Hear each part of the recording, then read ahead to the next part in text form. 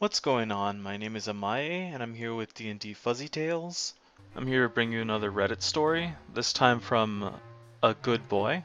I was playing a game with 3 friends, and I allowed a bit more customization and homebrew than I had before, which made some more interesting characters.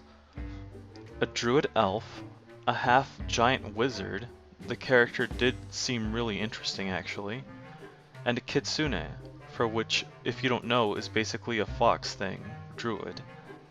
So I'm making all these characters with them, fairly standard except for the changes to race. Then it comes to the good old fox. Right off the bat, I was extremely frustrated with what was being proposed.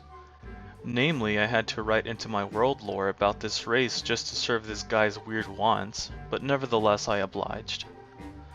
Then I saw the ability the fox tried to pull on me, that he can just instantly see through any illusions without a check. Obviously, I ain't allowing it, as it invalidates a good portion of all the puzzle encounters or secrecy in the game. But oh, the worst has yet to come. His backstory consisted of him being the last survivor of an attack, cause I sure as hell aren't role-playing glorified furries unless I write it in, and he was raised by a dryad. Okay, cool. That seems legit. But then he decides to have a sister sort of deal. An elf that was abandoned near his home who he grew up with. Okay, still seems fine I guess. The motivation for his journey is that some random chick came, killed a dryad, kidnapped Rowan, as the kid was called, and escaped with severe damage. Okay, cool, I'll get onto this later because we have to talk about the sessions. Holy moly, this guy was completely and utterly unprepared and generally unprofessional. The first session, he was an hour late. I did get a bit peeved at that since I hadn't actually gotten any forward that he'd be late and I had to start with 2/3 there. He also didn't actually participate in roleplay with the group, which is fine, but still a bit odd generally. Session 2 happened later than expected because the other 2 couldn't make it. So I decided in a bit of frustration to implement a rule out of game.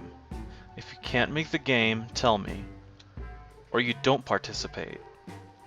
This was to mediate any latecomers from just expecting to experience what I had done just despite them not putting the least effort in to tell me. The other 2 were really good at this. The fox was dreadful. Of all the sessions that I ran, he came to about 1/3 of them. But then there was that other thing about the fox that got me. One session I asked how old Rowan was and he said about 16. Alright, cool, saving children is a pretty good motive, especially if you grew up together. If only I knew. Around session 5, where he was actually on time for once, a character offhand mentioned that he was married, to the disappointment of the other who was immediately interested in the prospect of relationships with an NPC. No problem. The fox, however, chimes in. I've also sort of got a girlfriend. At this point, I knew exactly who he was talking about, because the only people in his background whom he liked were the druid, Dead, and Rowan, the 16-year-old elf whom he raised as a sister. Oh, by the way, did I mention his character was in her 30s? Yeah. I didn't feel too comfortable having him play with us after that. The thought of an adult in a relationship with a minor, as well as having it be glorified bestiality, put me off having him there. I told him that he would be removed if he were late or missing without any notice. Naturally, he was a no-show, so I let him go.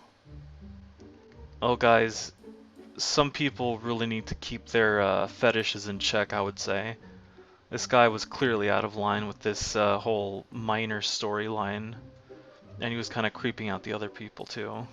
But anyway, thanks for watching.